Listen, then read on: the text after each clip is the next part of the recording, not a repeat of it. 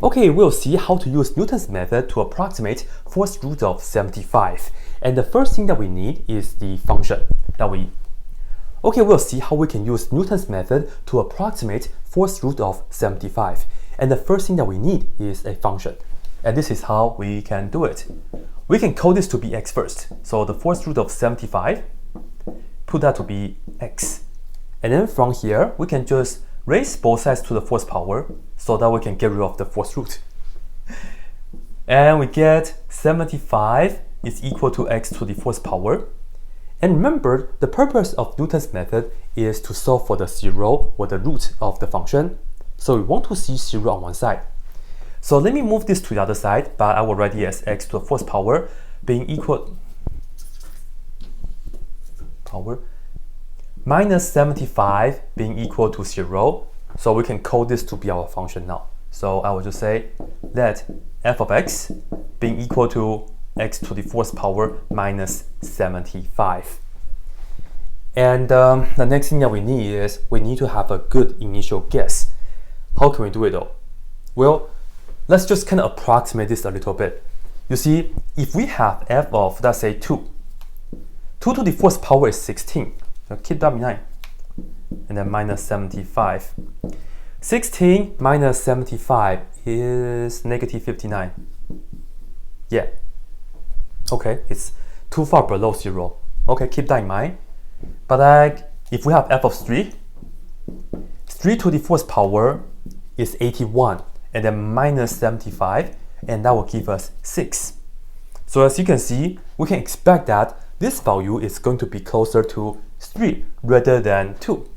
So I'm just going to say we will take our initial guess, which I will denote that by x1, and we will just say that's equal to 3 right here. This is our initial guess.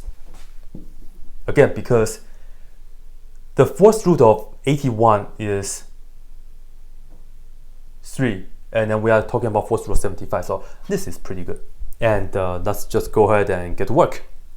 Remember, the formula is xn equals the previous term minus the previous term for the value of the function, and then the derivative. All right, and then let's just go ahead and get to work. All right, so this is x1. Now let's see x2. We'll be putting 3 into here, and then putting 3 into the function. Oh, we also need the derivative. So perhaps I'll put down the derivative right here. Derivative is 4x to the third power.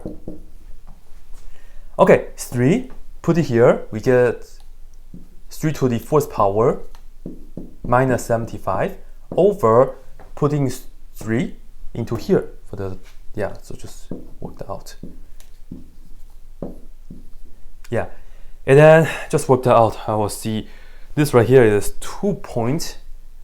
approximately 2.9, and then we want a total of 8 digits after the decimal point. So okay, 9, and then 1, 2, 3, 4, 5, 6, 7 fourths and that. So yeah. Okay, x3. Putting this into here and also all the stuff, so yeah, you know the deal.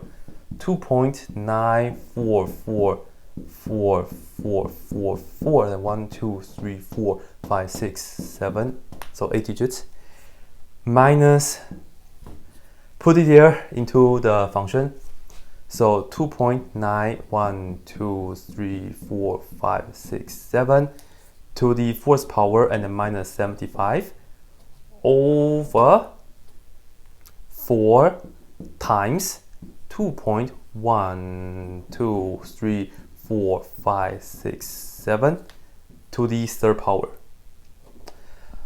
Yeah, and just keep doing it, that's all.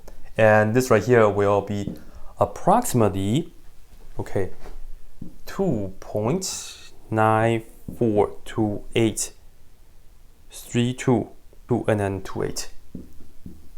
So we do see that we have 8 digits, right, at decimal places, but this and that are not the same yet, so we'll just have to run through the iteration again, but it's the same thing. So I'm just going to write down the next iteration. If you were going to plug in everything, x4 will be approximately we get 2.9428, and then 30956, but I'll run up, so it will be 96 right here.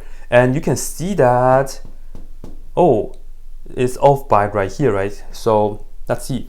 If we do this again, x5, it will be approximately, in fact, almost identical.